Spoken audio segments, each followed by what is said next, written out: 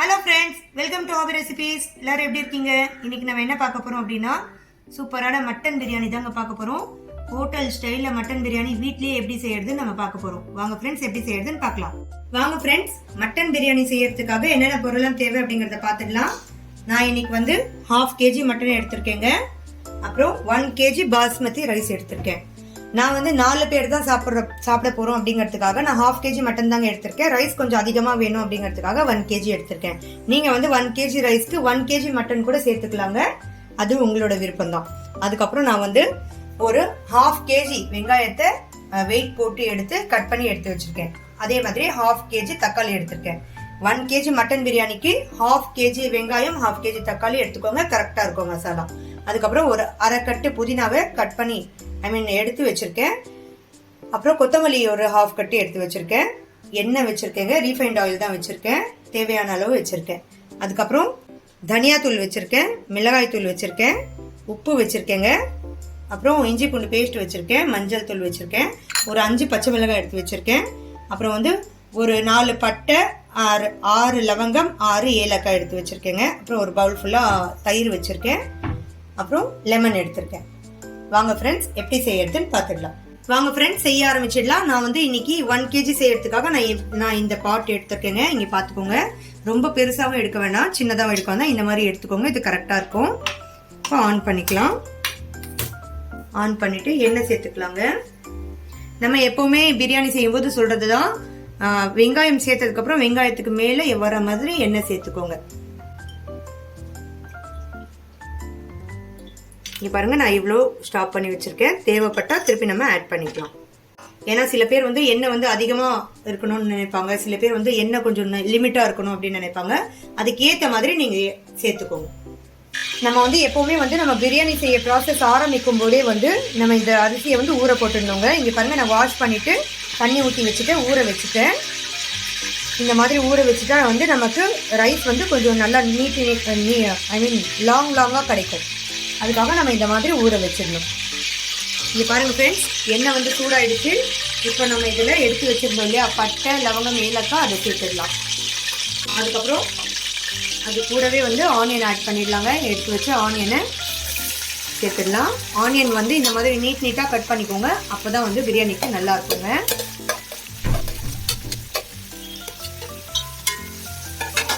இப்போ இந்த ஆனியன் வந்து நல்ல ப்ரௌன் கலருக்கு வர்ற வரைக்கும் நம்ம வந்து இதை வதக்கிக்கலாம். அப்போதான் வந்து பிரியாணி சீக்கிரமா கிட்டு போகாது. பிளஸ் வந்து அதோட டேஸ்ட் வந்து சூப்பரா இருக்கும். நல்லா ப்ரௌன் கலருக்கு வர வரைக்கும் இதை வந்து நல்லா வதக்கிக்கோங்க. பாருங்க ஃப்ரெண்ட்ஸ், வெங்காயம் வந்து நல்லா வதங்கிட்டு இருக்கு. இப்போ நீங்க வந்து எண்ணெயோட அளவு பார்த்துக்கோங்க. எண்ணெய் வந்து இங்க பாருங்க, வெங்காயத்துக்கு மேல இந்த மாதிரி இருக்கு பாருங்க. உங்களுக்கு பார்த்தாவே நல்லா தெரியும். இவ்வளோ இருந்தா கரெக்டா வந்துருங்க. வெங்காயம் வந்து நல்லா வதங்கணுங்க. நல்லா ப்ரௌன் கலர்ல ஆகணும். அது வரைக்கும் நீங்க வதக்கிட்டுருங்க. வெங்காயம் வதங்குற வரைக்கும் தான் கொஞ்சம் டைம் எடுக்கும். அதுக்கப்புறம் வந்து டக்கு நம்ம செஞ்சிடலாம். வெங்காயத்தை பொறுமையா கொஞ்சம் நல்ல ப்ரௌன் கலர் வர வரைக்கும் நல்லா வதக்கிக்கோங்க. நான் சொல்ற இந்த மெத்தட் எல்லாமே அப்படியே ஃபாலோ பண்ணி நீங்க செய்யுங்க. சூப்பரான பிரியாணி வந்து பாய் வீட்டு மட்டன் பிரியாணி சூப்பரா நம்ம வீட்லயே வந்து செஞ்சு சாப்பிடலாங்க. யாராவது கெஸ்ட் வந்தா கூட நம்ம இந்த மாதிரி செஞ்சு கொடுத்தோம்னா சூப்பரா இருக்குங்க. நம்ம வீட்லயே செய்யலாங்க. ஹோட்டலுக்கு போயிட்டு தான் வாங்கணுங்கிற அவசியம் இல்லை. வீட்லயே வந்து நம்ம சிம்பிளா ஈஸியா வந்து செஞ்சிடலாம். இந்த மெத்தட் ஃபாலோ பண்ணிக்கோங்க. சூப்பரா வந்துடும். இங்க பாருங்க ஃப்ரெண்ட்ஸ், வெங்காயம் வந்து நல்லா ப்ரௌன் ஆயிடுச்சுங்க. இப்போ நம்ம இதுல இஞ்சி பூண்டு பேஸ்ட் ஆட் பண்ணிடலாம். இங்க பாருங்க, இந்த அளவுக்கு வெங்காயம் வந்து நல்லா ப்ரௌனா வதங்கணும். அப்பதான் வந்து பிரியாணி டேஸ்ட் நல்லா இருக்கும். இப்போ இதுல இஞ்சி பூண்டு பேஸ்ட் ஆட் பண்ணிக்கலாம். நான் பாருங்க இந்த மாதிரி ஸ்பூன் எடுத்திருக்கேன். இந்த ஸ்பூன்ல ஒரு 5 ஸ்பூன் அளவுக்கு சேர்த்துக்கிறேன் இஞ்சி பூண்டு பேஸ்ட். ஏன்னா மட்டன் பிரியாணிக்கு இஞ்சி பூண்டு பேஸ்ட் வந்து கொஞ்சம் அதிகமா சேர்த்தா நல்லா இருக்கும் டேஸ்ட். அதுக்காக நான் ஒரு 5 ஸ்பூன் அளவுக்கு சேர்த்துக்கிறேன். சேர்த்துட்டு இந்த இஞ்சி பூண்டு பேஸ்ட் வந்து இந்த எண்ணெயிலே ஒரு 2 நிமிஷத்துக்கு பச்சை வாசனை போற வரைக்கும் வதக்கிக்கலாம்.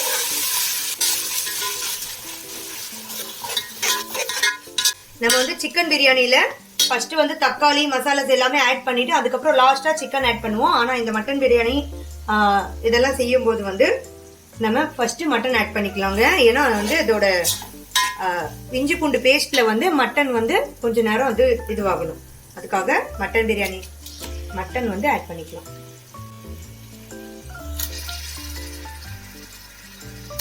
இங்க பாருங்க, மட்டன் ஆட் பண்ணிக்கிறேங்க. மட்டன் ஆட் பண்ணிக்கலாம். இஞ்சி பூண்டு பேஸ்ட்லயே மட்டன் ஆட் பண்ணிட்டு அது ஒரு 2 நிமிஷத்துக்கு வதக்க விட்டுடலாம். இங்கே பாருங்க ஃப்ரெண்ட்ஸ், இந்த இஞ்சி பூண்டு பேஸ்ட்லேயே வந்து இந்த மட்டனை ஒரு 2 நிமிஷத்துக்கு நல்லா இந்த மாதிரி வதக்கிக்கலாம்.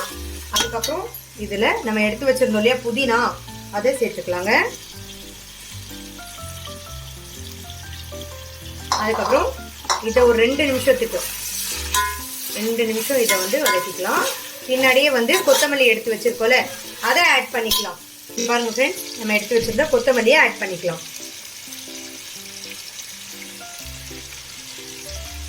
இப்போ இது எல்லாத்தையுமே வந்து ஒரு 2 நிமிஷம் இந்த மட்டன்லேயே வந்து நம்ம இதை வதக்கிக்கலாங்க. எதுக்கு அப்படின்னா இதோட வாசனை வந்து ரொம்ப நல்லா இருக்கும். இதோட ஃப்ளேவர் வந்து இந்த மட்டன்ல இறங்கும், அதுக்காக.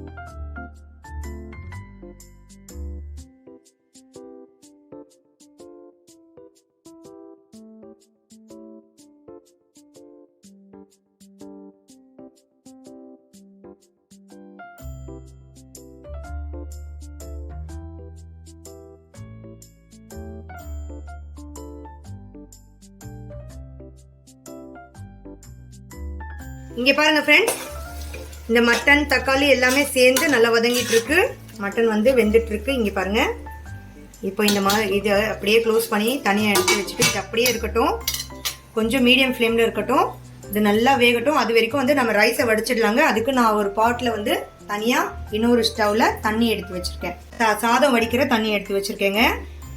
அதை ஆன் பண்ணிவிட்டு இந்த தண்ணி நல்லா கொதிக்கட்டும். அதுக்கப்புறம் நம்ம இதில் ரைஸ் சேர்த்துட்டு வடித்து எடுத்துக்கலாம். அது வரைக்கும் நம்மளோட மட்டன் வந்து நல்லா வெந்திருக்கும், வேகட்டும். இந்த தண்ணி வந்து நல்லா கொதிக்கட்டோங்க. அதுக்கப்புறம் நம்ம ரைஸ் ஆட் பண்ணலாம். இங்க பாருங்க ஃப்ரெண்ட்ஸ், தண்ணி வந்து நல்லா கொதிக்க ஆரம்பிச்சிருச்சுங்க. ஒரு சைடு வந்து இது 10 நிமிஷமா நல்லா வந்து மட்டன் வந்து வெந்துட்டு இருக்கு. இங்க பாருங்க.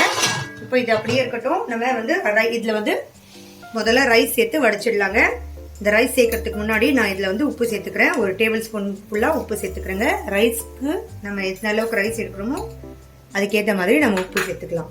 அப்புறம் ஒரு டேபிள் ஸ்பூன் அளவுக்கு எண்ணெய் ஆட் பண்ணிக்கிறேன். எதுக்கு இந்த எண்ணெய் ஆட் பண்றோம் அப்படின்னா ரைஸ் வந்து ஒன்னோட ஒன்று ஒட்டாம வரும், அதுக்காக ஆட் பண்ணியாச்சு. இப்போ இதில் ரைஸ் சேர்த்துக்கலாங்க. நம்ம வந்து ரைஸ் ஏற்கனவே ஊற வச்சிருக்கோம், அதனால வந்து ரொம்ப நேரம் நம்ம குக் பண்ணக்கூடாதுங்க. இந்த ரைஸ் வந்து தண்ணியில சேர்த்துட்டு கரெக்டா ஒரு 3 நிமிஷம் நம்ம வெயிட் பண்ணணும். அதுக்கப்புறம் இதை வடிச்சிடணும். ரைஸ் வந்து 80% வெந்திருந்தா போதுங்க. மீதி 20% வந்து நம்ம தம் கொடுப்போம்ல, அதுல தான் வேகணும். அதனால ரொம்ப வேக விட்டுறக்கூடாது, அப்புறம் ரொம்ப குழஞ்சிருங்க. நான் வந்து உங்களுக்கு காட்டுறேன் பாருங்க. கரெக்டா 3 நிமிஷத்துக்கு அப்புறம் நீங்க இந்த மாதிரி பாருங்க, ரைஸா இருக்கு இல்லையா? நீ பாருங்க, ரைஸ் அப்படியே இருக்குல்ல. நம்ம 3 நிமிஷத்துக்கு அப்புறம் இதை எடுத்து பார்க்கும்போது கொஞ்சம் நமக்கு அது லென்த் வந்து ரைஸோட லென்த் வந்து அதிகமா இருக்கும். அந்த சமயத்துல நீங்க வந்து வடிச்சிடணும். ரைஸ் வந்து அந்த பக்கம் வந்து வெந்துட்டு இருக்குங்க. அது வரைக்கும் நம்மளோட இந்த மட்டனை வந்து ஓபன் பண்ணிட்டோம். ஓப்பன் பண்ணி இப்போ இது பாருங்கள், மட்டன் வந்து 80% அளவுக்கு வெந்துடுச்சுங்க. நான் சொன்ன மாதிரி தான் ரைஸும் மட்டனும் 80% வெந்திருந்தா போதும். நம்ம தம் வந்து ஒரு 10 நிமிஷத்துக்கு கொடுக்கும்போது அதுலேயே இதுவும் வெந்துடும். இப்போ இதில் என்ன பண்ணணும் அப்படின்னா, நம்ம தண்ணி ஊற்ற போகிறோங்க. இந்த மாதிரி கிளாஸில் நான் தண்ணி எடுத்திருக்கேன். ஒரு 2 கிளாஸ் அளவுக்கு ஊற்றிக்கோங்க. தண்ணி வந்து அளவுலாம் கிடையாதுங்க, இந்த மசாலா வந்து முழுகிற அளவுக்கு ஊற்றிக்கோங்க. ஏன்னா நம்ம அரிசி வடிச்சு எடுப்போம்ல, அந்த தண்ணி வந்து பத்தலைன்னா அரிசிக்கு மேலே நம்ம ஊற்ற போகிறோம் எப்படியும். அதனால ஒரு 2 கிளாஸ் அளவுக்கு ஊற்றினா போதும். ஒரு கிளாஸ் நான் ஊற்றிட்டேன். இங்கே பாருங்க, நான் இன்னொரு கிளாஸ் ஊற்றிடுறேன். 2 கிளாஸ் தண்ணி ஊற்றியாச்சு. இப்போ இதில் லெமன் ஆட் பண்ணிடலாங்க. நான் வந்து ஒரு பாதி லெமன் ஆட் பண்ணுறேன். எதுக்கு அப்படின்னா, ஏற்கனவே நம்ம வந்து தயிர் சேர்த்துருக்கோம். 1 kg பிரியாணி தான், தயிர் வேற சேர்த்துருக்கோம். அதனால ½ லெமன் ஆட் பண்ணிக்கோங்க போதும். ½ லெமனை ஸ்க்வீஸ் பண்ணி விட்டுருங்க.